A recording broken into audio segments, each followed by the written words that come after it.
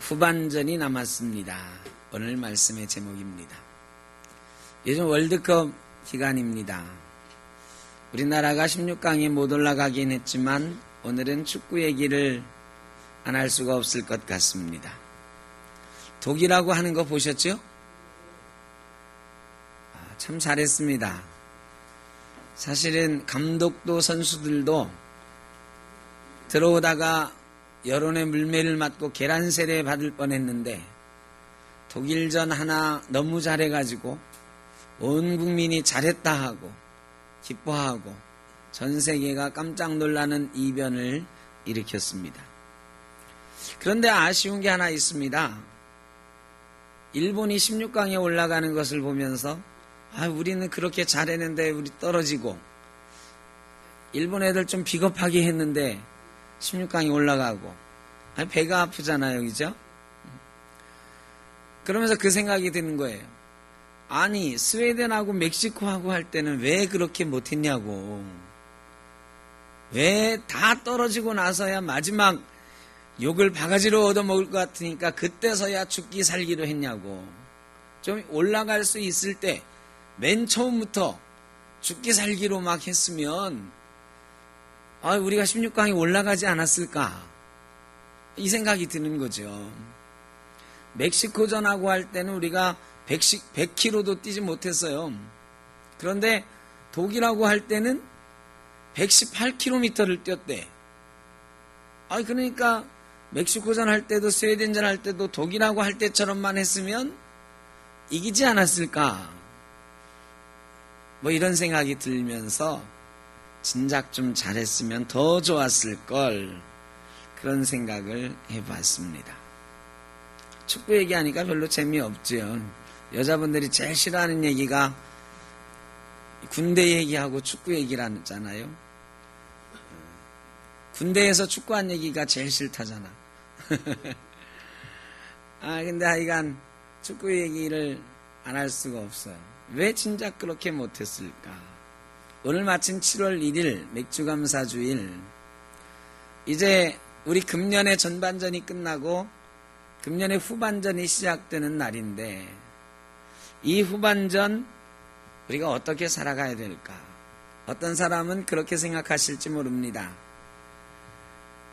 이미 금년 반 다 지나갔는데 금년은 이렇게 어떻게 살아가고 내년부터나 잘하지.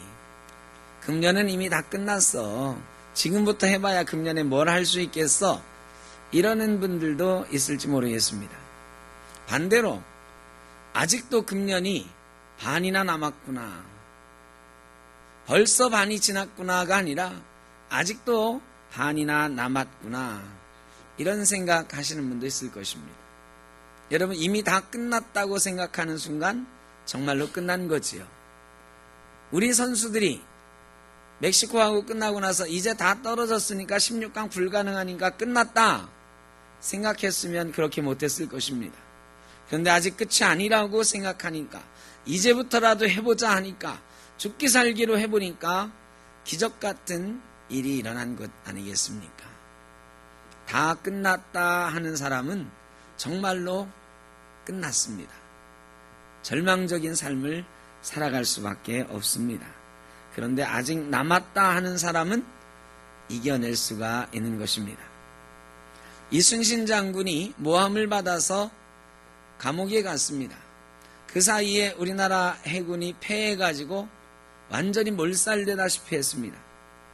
정부에서 부랴부랴 조정해서 이순신 장군을 다시 삼도 수군 통제사로 임명을 했어요. 그래 장군이 가보니까 다 없어졌단 말이죠. 거북선도 다 없어지고. 조정에서도 그 상황을 알고는 이제 우리나라 해군은 가망이 없으니까 그나마 남아있는 군사라도 육지로 올라와서 육군과 합류해서 싸우라 명령을 내렸습니다. 이순신 장군이 상소문을 올리죠. 뭐라고 올립니까?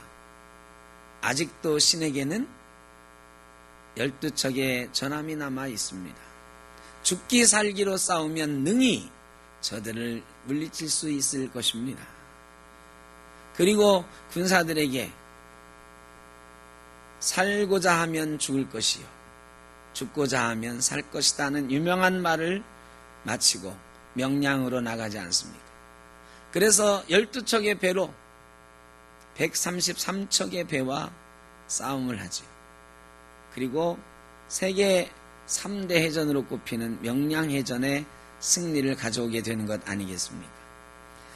아직도 신에게는 12척의 배가 남아 있습니다. 아직도 우리에게는 후반전이 남아 있습니다. 아직도 우리 인생에는 남아있는 시간이 이렇게 많이 있습니다. 생각하고 새롭게 나아가는 이들이 승리하게 될 줄로 믿습니다. 그런데 무턱대고 나간다고 이기는 것은 아닙니다. 이 독일전에 우리가 죽기 살기로 뛰었는데 무턱대고 뛴 건 아니거든요. 이게 스웨덴하고 할 때하고 멕시코 할 때하고 작전이 바뀌었어요. 전술이 바뀌었어요. 감독이 새로운 전술을 가지고 나왔어요. 스웨덴전부터 그런 전술로 했으면 어땠을까? 사람들이 말할 만큼 새로운 전술과 전략으로 독일전에 임했던 거죠. 여러분, 후반전에, 전반전에 잘 안 됐으면 후반전에 죽기 살기로 해야지만 가지고는 안 됩니다. 새로운 전술과 새로운 전략이 있어야 되는 것입니다. 여러분, 우리는 어떤 전술로, 어떤 새로운 전략으로 2018년 후반전을 살아갈까요? 어떻게 우리 인생의 후반전을 승리하겠습니까? 오늘 본문 말씀에 보면 이스라엘하고 블레셋이 전쟁을 합니다. 이스라엘과 블레셋이 전쟁을 하는데 다윗의 형들이 출전을 했어요. 아버지가 형들 잘 있나 보고 오라고 다윗을 보냈습니다. 전쟁터에 나가봤더니요, 다윗이 이게 보니까 말이 아니에요.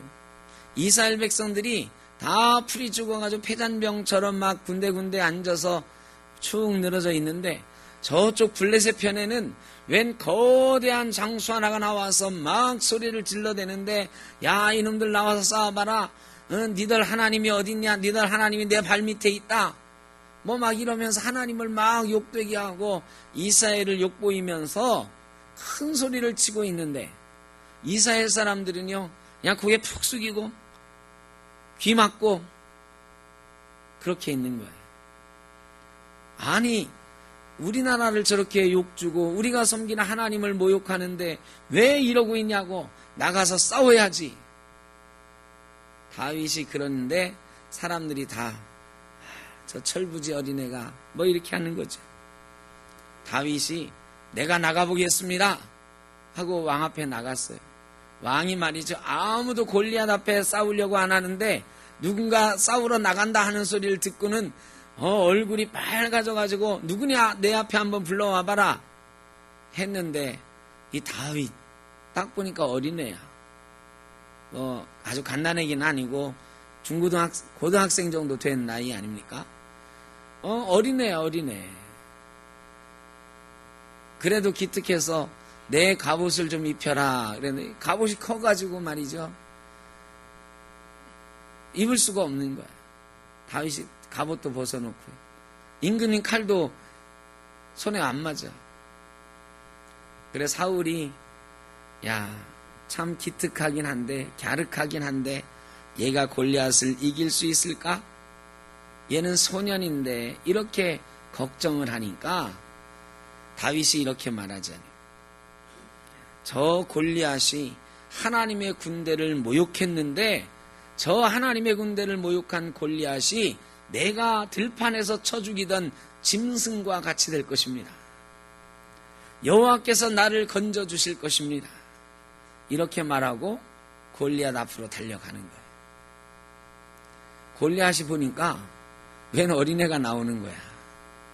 이스라엘에서 제일 큰 사람이 나와도 될까 말까 하는데, 어린애인데 가만히 보니까 머리에 피도 안 말랐어요. 얼굴이 붉어. 이 말은 뭐야, 아직 어린애라는 홍아니야. 그래 골리앗이 보니까 칼도 안 갖고 와, 막대기 하나 들고 터덜터덜 오고 있네. 기가 막혀가지고요, 아니 이스라엘에 이렇게 사람이 없냐? 아니 어디 이런 꼬맹이를 내보내는 거야. 그리고 다윗에게 말하는 거죠. 아니 네가 나를 개로 여기고 그래 칼도 안 들고 막대기 하나 들고 왔냐? 기가 차는 거죠. 싸울 생각도 별로 없어요. 다윗이 그때 말하는 거죠.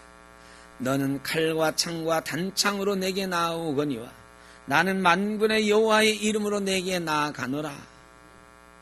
여러분, 이게 다윗의 전술이에요.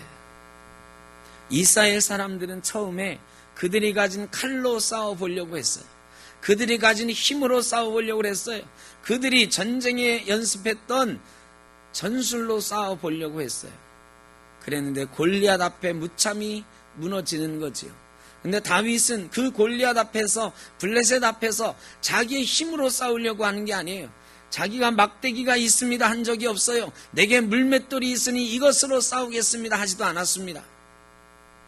다윗은 오로지 만군의 하나님 여호와의 이름으로 나아간다고, 하나님의 이름으로 싸우겠다고 나아가고 있는 것입니다. 여러분, 이게 새로운 전술과 전략입니다. 여러분, 우리 인생을 살아갈 때 이제까지는 좀 잘 안 됐을지도 몰라요. 2018년 금년에 이룬 게 별로 없을지도 몰라요. 그런데 후반전은 새로운 전술과 전략으로 죽기 살기로 싸우면 이기게 될 줄로 믿습니다. 우리의 새로운 전술은 무엇인가? 하나님의 이름으로 나아가는 것입니다. 예수님의 이름으로 나아가는 것입니다. 여러분, 여태까지는 예수님의 이름으로 안 나왔나? 이런 말씀하실지 몰라요. 그런데 예수님의 이름을 아는 것과 싸움터 이 예수님의 이름으로 나가는 것은 완전히 다른 것입니다. 하나님의 이름을 우리가 다 알아요.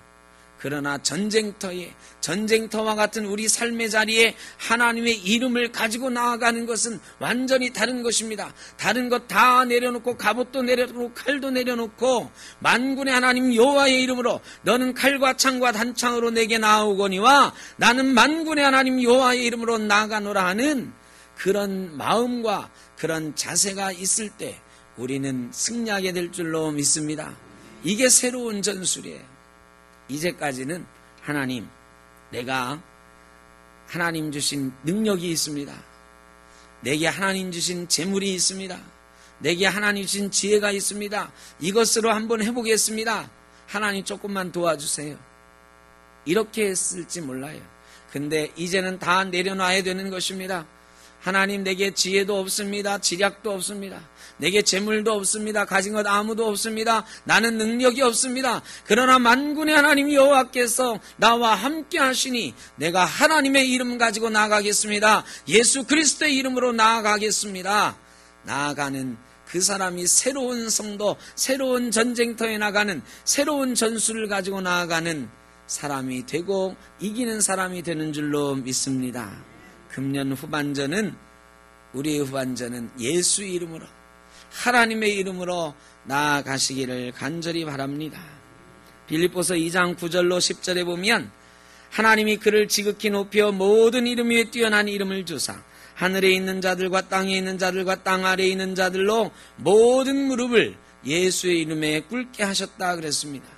이 땅에는 모든 이름들을 예수 이름 앞에 무릎 꿇게 하는 이름이 바로 하나님의 이름이요, 예수 이름이요, 능력의 이름이요, 권세의 이름인 줄로 믿습니다. 그 이름 가지고 나아가시길 바랍니다. 다윗이 막대기도 있었어요. 물매도 있었어요. 그러나 그것만 하지 않고 오직 하나님의 이름으로 나간다 그랬습니다. 우리가 가진 것도 있지요. 우리가 자랑할 만한 것도 있지요. 그러나 그것으로는 안 되는 것입니다. 다 내려놓고 하나님의 이름으로 나아갈 때에 우리가 후반전은 이기게 되는 것입니다. 46절 47절 말씀을 세번역 성경을 보면 이렇게 돼 있어요. 주님께서 너를 나의 손에 넘겨주실 터이니 내가 오늘 너를 쳐서 내 머리를 베고 블레셋 사람의 주검을 모조리 공중의 새와 땅의 들짐승에게 밥으로 주어서 온 세상이 이스라엘의 하나님을 알게 하겠다. 또 주님께서는 칼이나 창 따위를 쓰셔서 구원하시는 것이 아니라는 것을 여기에 모인 이 온 무리가 알게 하겠다. 전쟁에서 이기고 지는 것은 주님께 달린 것이다. 주님께서 너희를 모조리 우리 손에 넘겨주실 것이다. 전쟁은 하나님께 있는 것입니다. 후반전 승리도 하나님께 있는 것입니다. 금년도 후반전도 우리 인생의 후반전도 하나님께 맡기고 하나님의 이름으로 나아가시기를 주의 이름으로 축원합니다. 전쟁은 주님께 있는 것입니다. 주님께서 하실 것입니다. 우리 인생도 주님께서 이끌어 가실 것입니다. 우리 인생 우리가 살아가는 것 같으나 하나님께서 인도해 가시는 것, 하나님께서 하실 것입니다. 다윗의 이런 고백은 새로운 전쟁의 시작이었습니다. 우리도 새로운 전쟁을 시작해야 됩니다.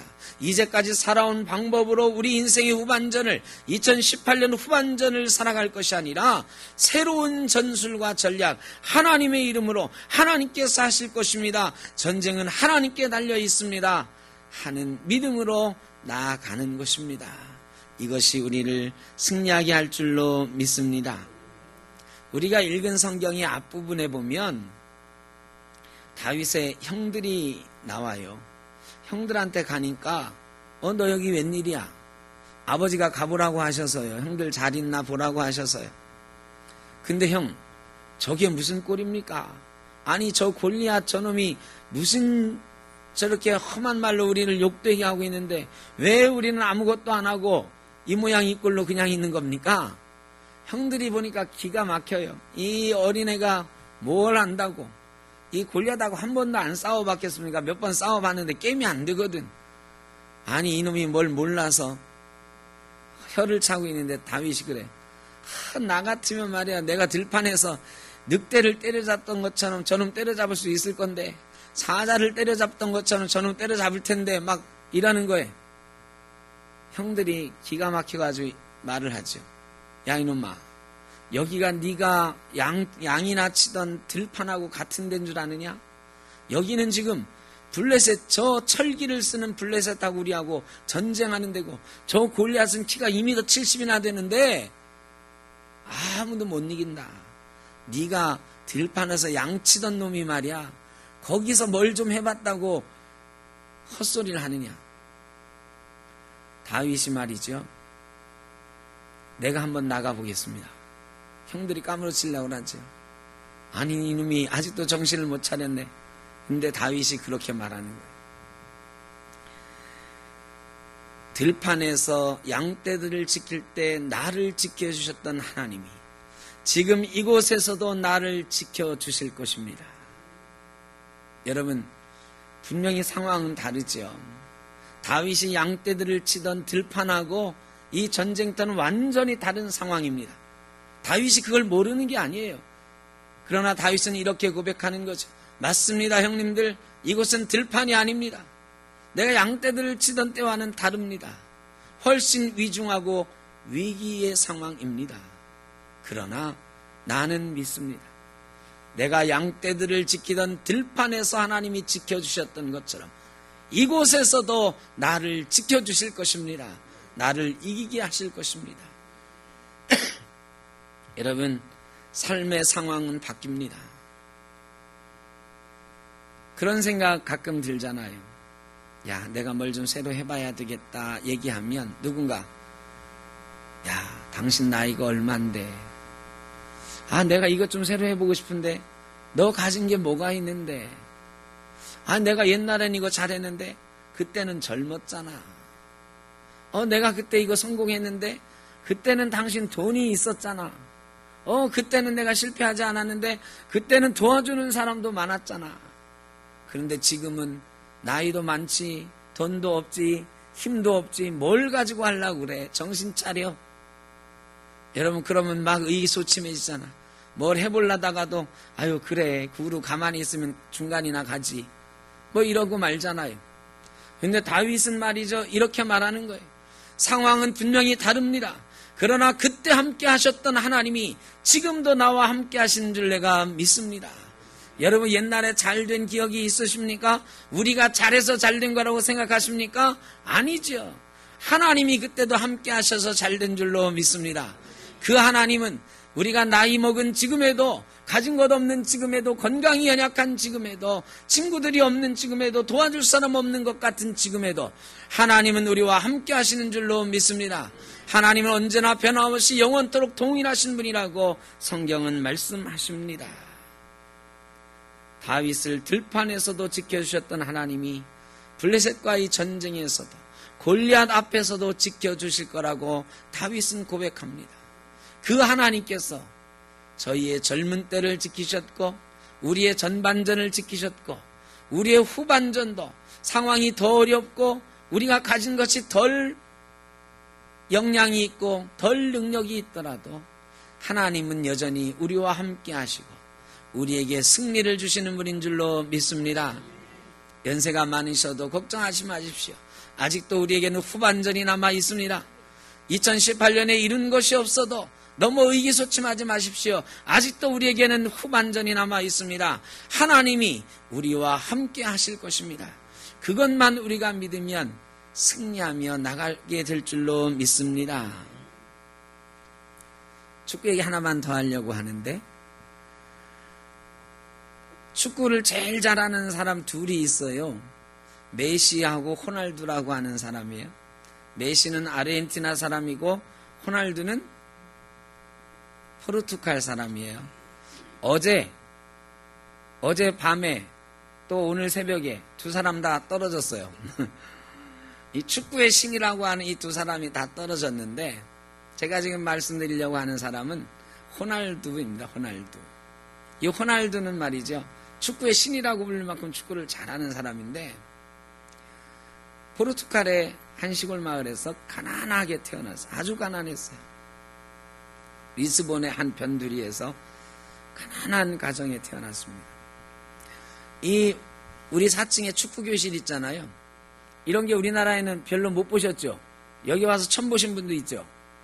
그런데 이 포르투갈, 스페인 같은 유럽에는요, 축구 교실이 우리나라 유치원처럼 막 있는 거야. 유치원 다 보내고 어린이집 다 보내는 것처럼 어릴 때부터 애들이 축구 교실 가서 축구하면서 자라는 거예요. 근데 호날두네는 너무 가난해가지고요, 이 축구 교실을 못 보낸 거예요. 이 학교를 들어갔는데 애들끼리 축구를 하잖아요. 호날두는 껴주질 않아. 왜?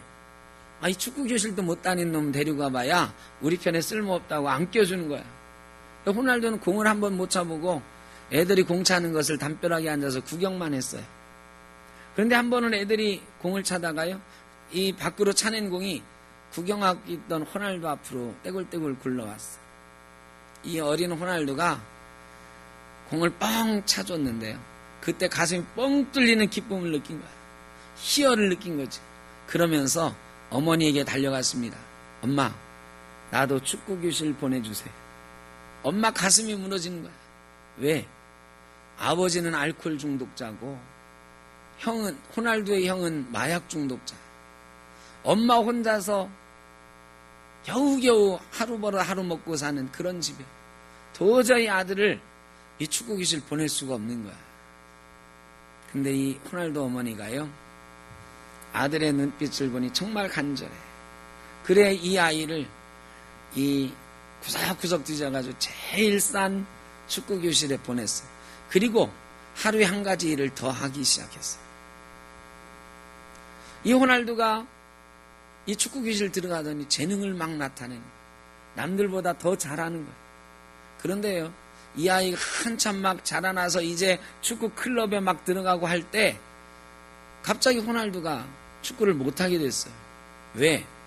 이 뛰는데 호흡이 가빠지고 조금만 뛰어도 막 지쳐 쓰러지는 거예요.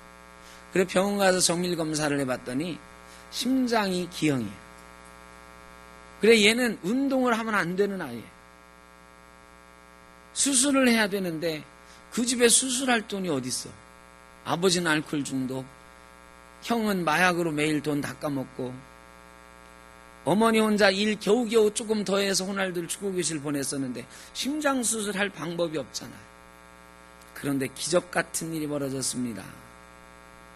아버지가 이 얘기를 들었어요. 알코올 중독 아버지가 아들이 축구를 잘하는데 심장병 때문에 축구를 못한다는 얘기를 들었어요. 여러분, 제가 알코올 중독자 많이 봤는데요. 이거 정말 치료하기 힘든 병이에요. 거의 치료가 안 돼. 근데 이 아버지가 말이죠. 이를 악물고 술을 끊었어요. 그리고 일을 하기 시작했어요. 이 알코올 중독보다 더 무서운 게 마약 중독인데요.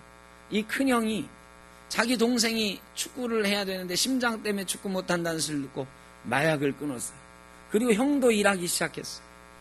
아버지, 엄마, 형이 함께 일해가지고요. 15살 된 호날두를 심장 수술 시켜줬어요. 그리고요, 얘가 심장이 나으니까 펄펄 날리는 거야. 18살이 되니까요, 박지성 선수가 뛰던 세계 최고의 클럽 맨유에서 퍼거슨 감독이 이 호날두를 데려갔어요. 그리고 그곳에 세계 최고의 선수가 됐고요. 지금은 1년에 1,000억 원씩 버는 선수가 됐어요. 1년에 1,000억 원씩 번대. 근데 이 호날두가 좀 독특합니다. 보면은 굉장히 교만해 보이고요. 까칠해 보이고 잘난 척하는 것 막 그러거든요. 그런데요, 이 사람이 좀 남다른 데가 있더라고요. 어제 우루과이랑 포르투갈 축구하는데 우루과이의 카바니라고 하는 선수가 2골을 넣어서 우루과이가 2대1로 이겼어요. 근데 이 카바니라고 하는 선수가 중간에 허벅지를 다쳤어요. 쩔뚝쩔뚝 걷지를 못해. 포르투갈 선수들이 잘 됐다 싶었을 것 같아. 포르투갈 관중들도 우리한테 2골이나 넣은 제일 잘하는 선수가 다쳐서 나가게 됐으니까 좋아했을 것 같아. 그런데요, 이 카바니가 절뚝절뚝 걸어나가는데 아무도 도와주질 않는 거야. 이 우루과이 선수들은 그냥 내버려 두는 거지. 시간 가라고. 근데 누군가 가서 이 카바니 어깨 동무를 해주면서요, 자기 어깨를 카바니 팔 밑에 집어넣고 부축을 해줍니다. 호날두였어. 호날두가 이 자기 상대편 카바니 선수를 부축해가지고 운동장 밖에 나갈 때까지 함께 걸어가줘요. 그러니까 포르투갈 관중들도 그때서야 박수를 보내줘. 이 호날두는 문신을 하지 않아요. 또 술도 먹지 않아요. 담배는 물론이고요, 탄산 음료도 먹지 않아요. 저는 대단하다. 자기 몸 관리를 저 정도 하니까 세계 최고의 선수가 됐겠지 했어요. 그런데 호날두가 술도 안 먹고 담배도 안 피고 이 탄산음료도 안 먹고 문신조차 하지 않으면서 몸 관리하는 이유가 따로 있어요. 몸 관리하는 이유는 1년에 2번씩 헌혈을 하기 위해서요. 헌혈하는데 자기 피가 안 좋아지면, 자기 건강이 안 좋아지면 헌혈할 수 없으니까, 나쁜 피를 줄 수 없으니까 피를 건강하고 맑게 하기 위해서 그 일들을 철저하게 하는 거예요.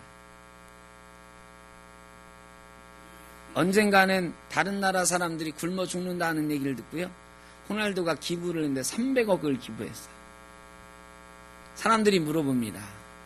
당신은 왜 축구를 합니까? 당신은 왜 그렇게 사십니까? 나는 그때 호날두가 자기 어릴 때 얘기를 한 거죠. 이렇게 해서 축구를 하게 됐고, 아버지, 어머니, 형의 헌신적인 뒷바라지 속에 내가 축구선수가 됐다. 나는 나 혼자 축구를 하지만 내 속에는 우리 가족들이, 나를 위해 헌신했던 우리 어머니, 아버지, 형이 함께 뛰고 있는 것이다. 그리고 나는 내가 받은 게 있으니까 돌려주기 위해서 애를 쓰며 살 것이고 살고 있다. 여러분, 호날두가 최고되게 한 것은 열심히 하는 것, 천부적인 재능, 이런 것도 있지만 그 마음에 그를 열심히 뛰게 하는 열정이 있는데요. 그 열정은 어디서 나오느냐? 감사에서 나오더라. 감사에서. 우리 아버지, 우리 어머니, 우리 형, 나를 위해서 정말로 피땀 흘려 헌신했던 그분들, 내가 그분들께 감사하는 마음으로 뛰어야지. 여러분, 호날두의 어머니가 호날두에게 보여준 정성과 사랑보다 하나님께서 우리에게 보여준 정성과 사랑이 부족하겠습니까? 예수 그리스도를 이 땅에 보내셔서 십자가에 못 박혀 죽기까지 우리를 사랑해 주셨던 그 하나님이 우리를 지금까지 지켜주신 줄로 믿습니다. 여러분, 우리가 살아가는 힘은 죽기 살기로 하는 데 있는 것이 아니고 우리를 사랑하시는 하나님을 사랑하는 마음, 감사하는 마음, 하나님과 함께 가려는 마음, 여기에 있는 줄로 믿습니다. 하나님이 우리에게 베풀어 주신 은혜를 기억하면, 그 은혜를 기억하는 감사가 있으면 우리는 매일매일 최선을 다해서 그 하나님이 나와 함께 하시니 내가 이길 수 있습니다라는 승리의 확신 속에 살아갈 수 있게 되는 것입니다. 2018년 7월 1일 후반전이 시작되고 있습니다. 여러분, 이 후반전엔 다 다윗 같은 영웅이 되시기를 바랍니다. 다 영웅이 될 수가 있습니다. 왜? 하나님이 우리와 함께 하신다고 하는 믿음만 있으면, 내가 만군의 하나님 여호와의 이름으로 나아가노라, 내가 예수 그리스도의 이름으로 나아가노라, 십자가 짊어지고 나아가노라, 이런 믿음과 고백만 있으면, 감사함으로 나아가는 우리의 마음만 있다면 하나님은 우리를 승리하게 하실 것입니다. 우리를 이기게 하실 것입니다. 저와 여러분이 2018년 후반전에는 이기는 성도로 놀라운 열매를 거두는 다윗 같은 위대한 성도가 될 수 있기를 주의 이름으로 축원합니다. 기도하겠습니다. 사랑의 아버지 하나님, 감사합니다. 우리도 다윗 같게 하여 주옵소서.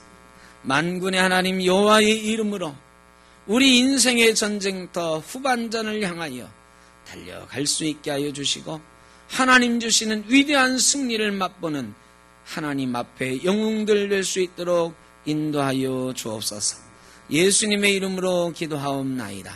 아멘.